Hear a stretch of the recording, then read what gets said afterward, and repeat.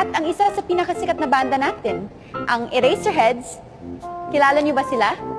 Meron silang kanta na ang pamagat ay Spolarium.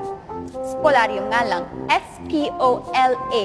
Hindi tulad ng painting na S-P-O-L-I-A. Bukod roon, may... Excuse me, ma'am. Yes? Narinig ko lang po yung sinabi sa mga students yun.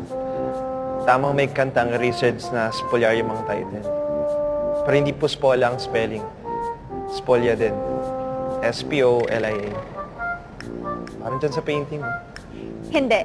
Tama ako. This painting is Spoliarium, pero ang kanta ng Eraserheads ay Spolarium. Anyway, Ma'am, hindi po. Ako po talaga ang tama. Spoliarium ang painting at ang kanta ng Eraserheads. Spolarium.